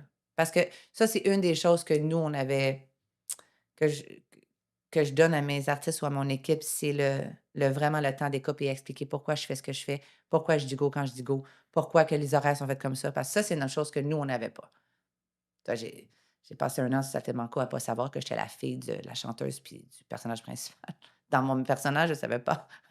Ah oui, Je parce que mais parce qu'il y avait pas tant de c'était fait ça, on le fait et ça ouais, mais tu pas la vision, peut-être le retour du public, en fait. Enfin, non, c'est ça, j'avais pas, on m'a pas bien expliqué, mais on n'avait pas le temps. Tout était nouveau. Maintenant, je bien sûr. fais très attention à avoir une grande communication avec ces gens-là. Donc là, ta carrière commence, tu fais le Mmh Cirque Éloise, mh. après tu as eu un petit passage aussi sur Cavalia, Ouais. et au final, ce monde-là, c'est quand même un nouveau univers pour toi. Mmh. Même si tu es très bonne, c'est pas toujours évident, c'est un monde aussi assez masculin. Ouf. Tu as du mal aussi un peu à trouver ta place en tant que femme, c'est ça? Ouais. Et c'est quoi? C'est qu'ils te prennent pas au sérieux? C'est comment que ça se passe? Ben, oui, c'est un monde d'hommes. Au moment où je rentre, c'est un monde d'hommes. Je suis une femme et comme on a dit, un régisseur, c'est chef d'orchestre. Donc, je suis la patronne de tous. C'est de Ils moi aiment que tout part ils aiment pas ça. et ça marche pas quand tu as 25 ans, non, non. Et quand je suis retournée au cirque, j'ai fait de la régie backstage. Sauf que quand c'est le temps de caler en avant, il fallait que je dise à Don-Jean, je dis: «Mais tu connais-tu l'acrobatie? Parce que tu dis go sur des affaires que t'as-tu regardé ce qui se passe?»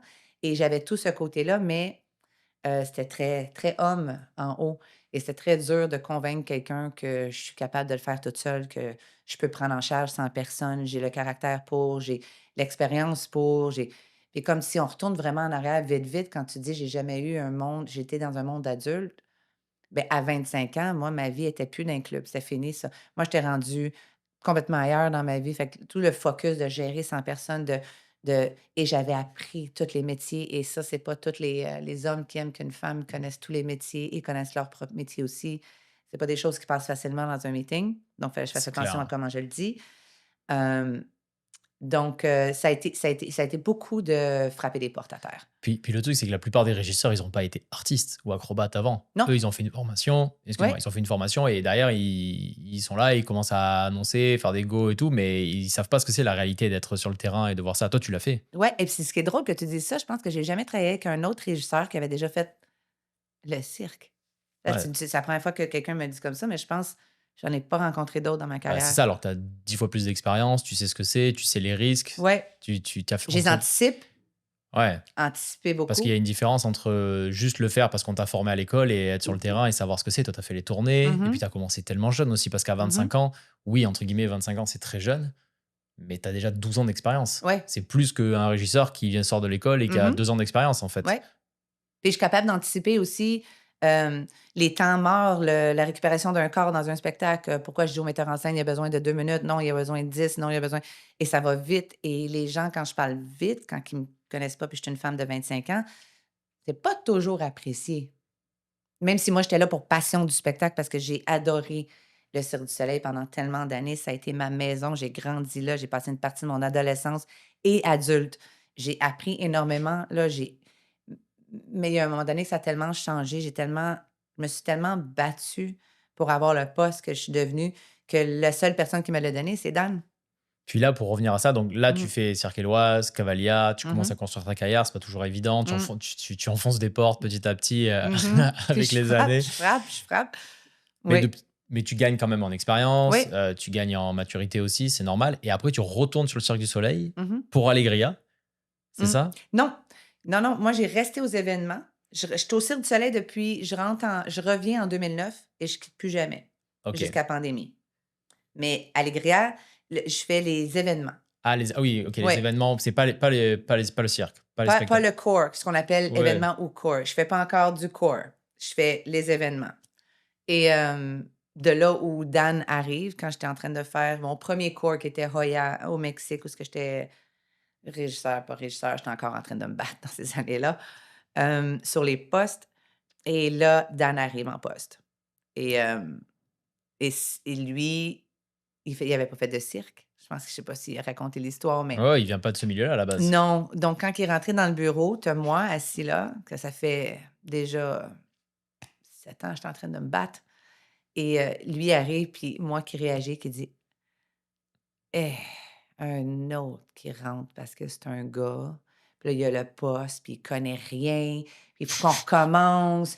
Puis là, je me dis: «Non, j'en ai un autre 10 ans à me battre, à expliquer à quelqu'un je suis qui, que j'ai.» Oh, j'étais: «Oh non, c'est pas possible.»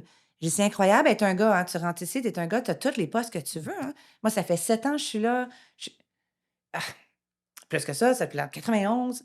Mais j'ai jugé trop vite. De là, pourquoi qu'on dit ne pas juger un livre par la couverture. Et là, je l'ai appris très bien à ce moment-là.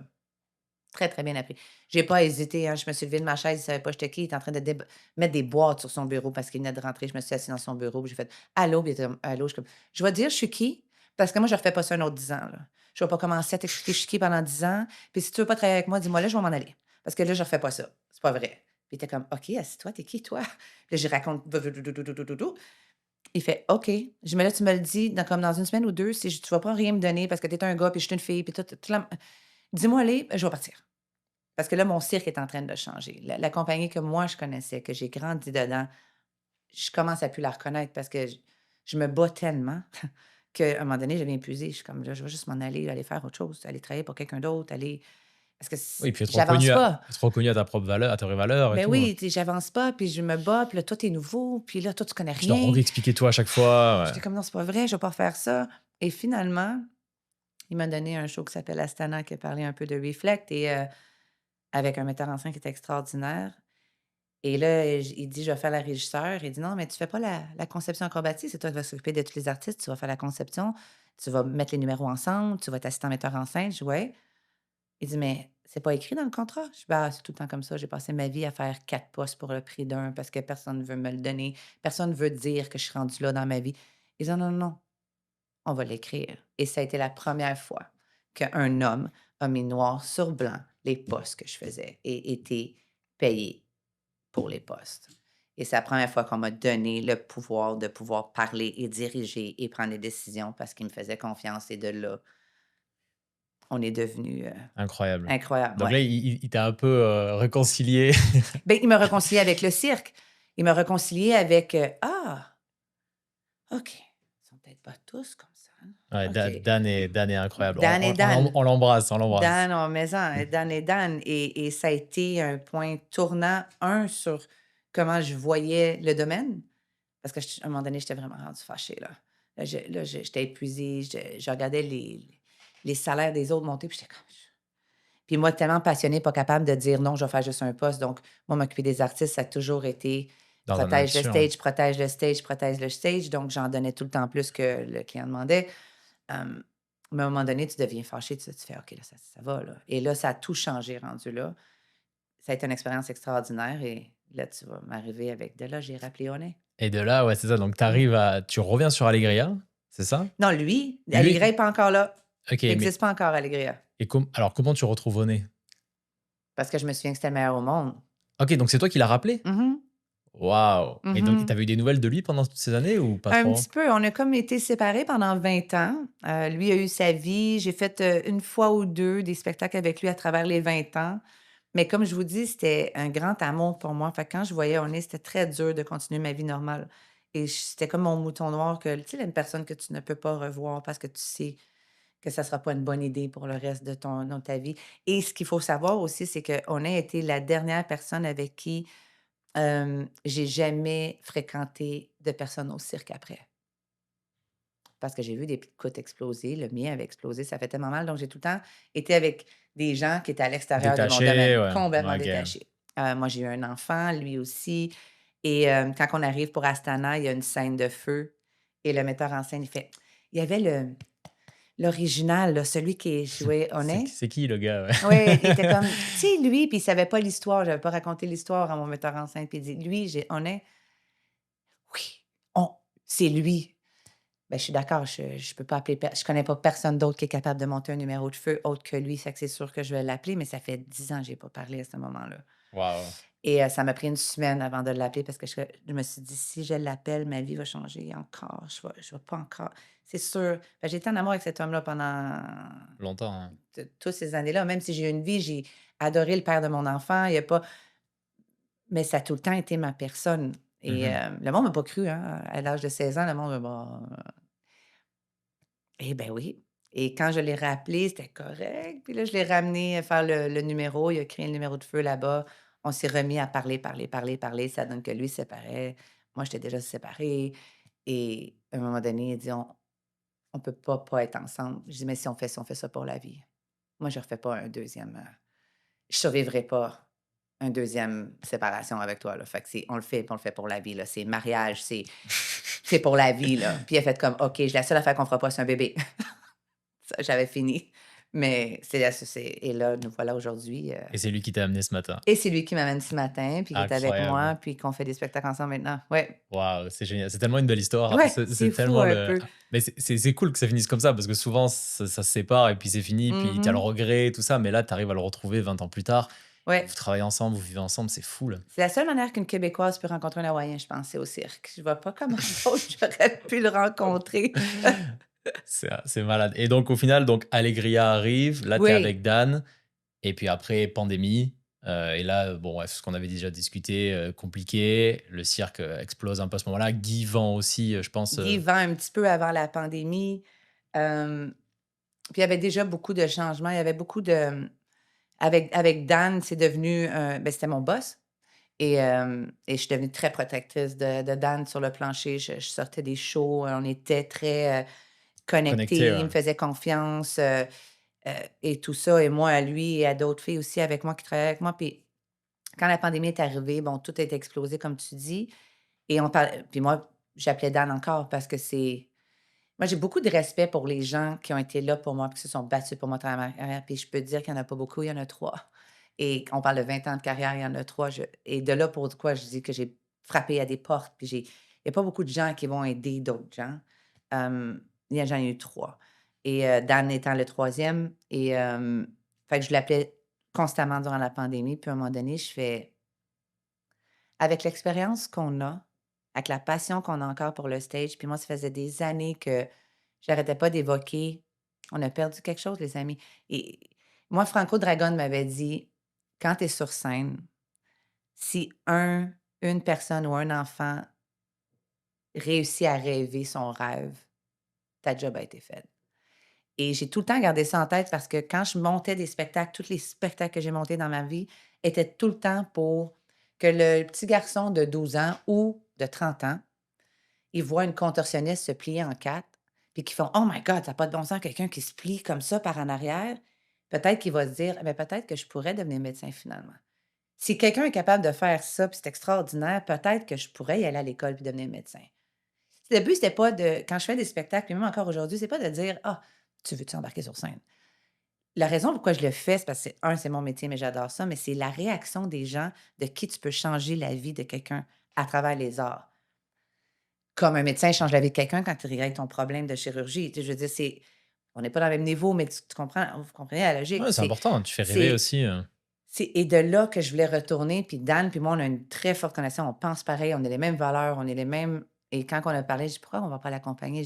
Ça fait 20 ans que je suis sur le plancher puis je voyage le monde. J'ai voyagé la planète en faisant des spectacles. Russie, tourné en Russie, Azerbaïdjan, la Chine, le Japon, nomme-les tous, j'étais allée partout en 20 ans, partout, partout, partout et j'en ai vu des choses et des enfants des plus démunis, puis c'était pas tout le temps facile les tournées qu'on a faites, c'était pas tout le temps, rose, là, c'était des orphelinats, en tout cas, on en a vu beaucoup et je disais à Dan, je dis: «What if qu'on dit au revoir à qu'est-ce que c'était, puis qu'on crée pas quelque chose d'un petit peu plus petit, puis un peu plus proche du public, puis plus proche du client, puis communiquer retourner dans les années 90 quand je pouvais m'asseoir à la table avec Guy, puis prendre un café, puis juste jaser de comment va l'école?»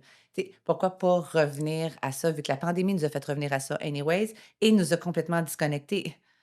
Tu sais, le cirque dans les années 90, il y avait pas beaucoup de monde que tu pouvais t'asseoir dans un chapiteau, puis regarder la personne à côté que tu connais pas et faire: «C'était pas incroyable ça?» Et là, tu jasais avec les gens parce que c'était la première fois que tu voyais ça. Tu pouvais pas t'imaginer que les gens étaient capables de faire ça.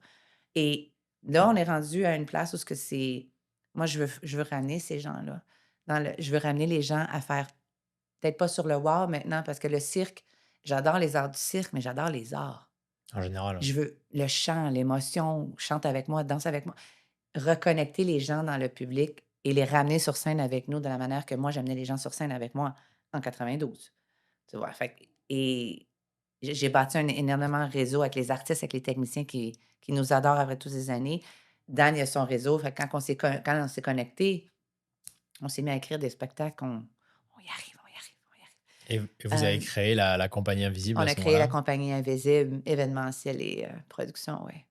Et là, on a fait la F1 et là, on commence Ça tu peux commence à rouler, ouais. est-ce que c'est dur? Absolument. Je ne vais pas mentir à personne, c'est très dur faire ça, mais je pense que c'est important dans l'ère dans laquelle on vit aujourd'hui, plus autant que c'était important en 90 parce qu'il y avait un air de changement aussi. Ouais, je suis d'accord. Hem, Fait que je prends toutes ces expériences-là, je prends le Guy que moi j'ai connu, le Franco Dragon qui était extraordinaire, les Danieli, Finzi Pascal de ce monde, tous les gens à qui m'ont shapé aussi, apprendre à faire de la scène parce que je ne l'ai pas appris juste en étant sur scène. Tu vois, j'en ai vu des Ouais, choses et le monde m'en a appris comment l'émotion et tout et maintenant on l'amène puis on fait un duo maintenant. ouais, c'est un très beau projet. Et puis on en a Ouais. parlé en détail, donc on pourra le mettre les liens, discuter, le mettre dans la Oui, description et allez tout voir les ça, liens, bien bien sûr. évidemment. Ouais. On va finir l'épisode. Je te propose Mmh. quelque chose. Tu m'as amené un petit truc. Généralement, on te demande d'amener un petit objet, quelque chose qui t'a marqué. Tu m'as amené beaucoup d'objets. Je peux pas tout montrer. On a aussi le costume de Original. l'original de 92 quand tu avais Ouais, commencé. Juste, il y avait des photos que tu m'as données qui sont incroyables. Tu as des photos avec Janet Jackson. ouais, T'as des photos avec Steven Spielberg là-dessus. ouais. T'as quel âge là-dessus, là? 13, c'est Santa Monica, 13. Waouh, ok. Après, t'en as une avec Arnold Schwarzenegger. Ouais, 13 ans aussi, Santa Monica. Incroyable. C'était au même événement, hein. Oui, Et il y en a une avec Madonna, oui, c'est ça? Tu peux nous oui. raconter peut-être un petit peu comment ça s'est passé, celle-là? Oui, celle-là, j'ai 15, c'est sur Allegria, celle-ci, avec Madonna. Donc, Madonna, on apprend que Madonna vient au spectacle. Et moi, à l'époque, j'écoute, pour les gens de mon époque, écoute Truth or Dare, c'est un documentaire c'est extraordinaire. Et elle dit qu'elle s'en vient avec ses danseurs et tout ça, et qu'elle veut rencontrer les artistes parce que chaque artiste vedette qui venait au spectacle était demandé: «Voulez-vous prendre des photos avec, les artistes en arrière?» Et elle dit, «Oui, oui», mais elle dit: «Je veux pas juste prendre des photos. I wanna hang out with them». Alors là, le cirque, il se revire de bord, qui fait: «Wow, Madonna s'en vient en entente artistique après le spectacle». La cavalerie, la cuisine avait sorti des tables de bouffe, de champagne, des fraises au chocolat. Il y avait des tables. Nous autres, on est encore, habillés, tu vois, on a encore le make-up. Elle arrive avec ses danseurs. Il y avait des ballons or et noir. Elle arrive, elle prend un verre de vin, elle danse avec nous autres sur ses tunes. Mais quelle belle heure! Elle passait 1 heure avec nous autres, ces danseurs qui voguaient tout le temps, elle était là avec le champagne, les ballons, elle le mangeait avec nous et c'était extraordinaire. Et ça, Et, c'est Madonna. et ça, c'était. Elle est restée un peu avec vous toute la soirée ou elle est Elle restée est quoi, restée une une heure? bonne heure avec nous et Waouh. sinon plus et à danser, là, Et pas juste tu lui as parlé un peu? oui, ben, du haut de mes 3 mots en anglais, et moi, j'ai dit, j'ai «I love you, I'm watching the documentary», mais je pense pas que c'était aussi bien dit dans le temps. Puis elle était comme: «Oh honey, you're a child». Je suis comme: «Yes, I am». Comme: «Oh!» Puis là, c'est ça. Yeah, Incroyable. ouais. Et les autres, il y a qui d'autre qui t'a marqué un peu dans les personnalités? Un Tom Cruise, j'ai pas une photo avec Tom Cruise parce qu'il est pas venu backstage, mais il nous a envoyé le bouquet de fleurs le plus énorme que jamais vu de ma vie. Hem, mais je l'ai rencontré avec Nicole Kidman dans la cuisine à l'intermission de Saltimbanco, quand je vais aller chercher mon verre de lait qui était une tradition, le lait à l'intermission et Attends, le lait à l'intermission de quoi?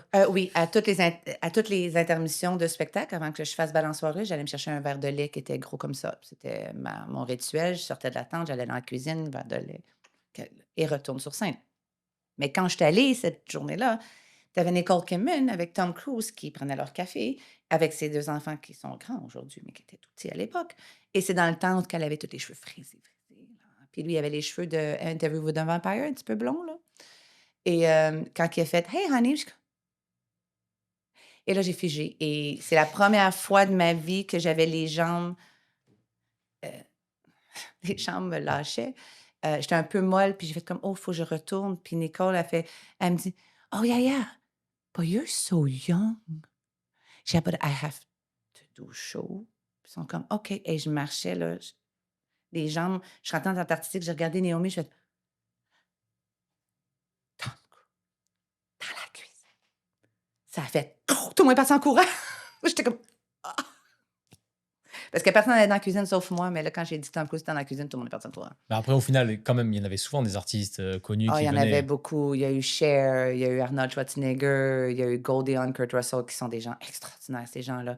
Ah, mais il y en a eu tellement. Il y a une fois, Michael Jackson est venu, il n'est pas venu backstage, mais il était dans l'audience. Ça a été un 9 minutes de standing ovation avant qu'on commence le spectacle. Et quand je finis, j'ai un numéro que je finis, j'étais direct devant. Devant lui. Wow. Comment te dire, figé, manquer son cue sur scène, j'ai oublié de me relever. Il y en a eu beaucoup, là. Mais ça faisait partie un peu de la routine au final, même si tu étais toujours un peu excité, quoi. Ben, j'étais pas tant excitée, c'est ça l'affaire, c'est quand je le dis à quelqu'un, je réalise à quel point c'est fou ce que je suis en train de dire. Mais moi, quand je le vivais, j'étais comme, ah, aujourd'hui, c'est Cheryl Stone is coming. OK, great. Steven Spielberg is coming. OK, great. Puis là, c'est à Steven Spielberg, j'ai fait faire des bungees à sa fille parce que, ben, il voulait que ça soit moi parce que son enfant était enfant, puis moi, j'étais enfant. Fait que moi, j'étais allée montrer les bungees. Mais pour moi, c'était normal. C'était, ah, OK. Ah, c'est Arnold, là. On va prendre une photo. Ah, parce que tu réalises plus, tu es tout le temps dedans, tu es tout le temps avec des artistes. Tu Et tout. comprends que c'est extraordinaire, mais tu réalises pas à quel point. C'est ça C'est incroyable. Ouais. c'est après tu réalises. Mais c'est pendant que ça se passe, C'est toujours, ouais. c'est juste Le... ta vie, quoi. C'était ma vie. J'ai pas. Pour toi, c'était évident. Ouais. Ben, pour moi, c'était tous les jours. On avait une liste de telle vedette vient cette semaine. Et t'es comme, ah, great. Puis oui, des photos, non photos, oui, oui, oui, oui. Fait qu'on se préparait pour. C'est vraiment. J'ai fait Jay Leno 2 fois. Le Tonight Show at the time with Jay Leno. T'es allé faire 2 fois. Hein. Le mot de la fin, peut-être, je pense que ce qui est peut-être le plus important à retenir de tout ce qu'on a discuté, parce que bon, il y a beaucoup de choses, on peut pas discuter de toute ta vie, je pense qu'on peut parler pendant des heures. Oui, je comprends. Et chaque petite anecdote, si tu as eu tellement de choses, c'est incroyable. Je pense que ce qui t'a marqué de ce que je retiens, c'est beaucoup le côté famille, le côté que même si tu es un enfant, si tu es bien entouré, ça peut très bien se passer. Oui. Est-ce que pour toi, c'est vraiment ça peut-être la plus belle chose au final que tu as eu avec le cirque? Moi, c'est la plus belle chose, c'est ce qui a drivé la personne que je suis devenue, c'est les gens qui étaient autour de moi. Et en étant adulte, j'ai fait très sûr qu'ils savaient tout. Je les ai toutes écrits, je leur ai toutes parlé, je leur ai toutes dit merci. Parce que c'est eux qui ont shapé la femme que je suis devenue, qui m'ont pas laissé déraper. Ça prend vraiment une communauté pour élever quelqu'un. Et pour les créateurs qui m'ont donné l'expérience et la gentillesse de diriger comment on dirige aujourd'hui sur un stage, ça, c'est l'affaire la plus importante, mais ça part toujours de la famille, en fait. Donc, j'essaie de continuer le legacy qu'on m'a donné. Je sais, j'ai juste 46 ans, mais c'est le legacy quand même. J'essaie de garder ce que les gens m'ont dit, puis comment être avec d'autres gens, puis comment bien créer avec le cœur. En fait, c'est là que j'essaie de garder. Wow. Bah, merci beaucoup, Sonia, en tout cas. Merci Ça m'a d'être fait venue. beaucoup plaisir. Merci de Ouais, c'était vraiment l'invitation. le fun. J'espère que tu as aimé ça. T'as aimé, C'était super. Ouais. J'espère que les gens vont aimer puis qu'ils vont pouvoir se mettre un peu dans l'univers. N'oubliez pas que c'est les années 90. Ouais, c'est ça. Bah écoutez, merci à tous d'avoir suivi cet épisode. J'espère que ça vous a plu et que vous avez pu découvrir un peu les secrets pour les artistes, comment ça se passe, la vie en tournée, c'est quoi d'être un enfant au Cirque du Soleil, et surtout dans ces années-là. Donc je vous remercie et je vous dis à très bientôt dans un prochain épisode. Merci tout le monde. Merci.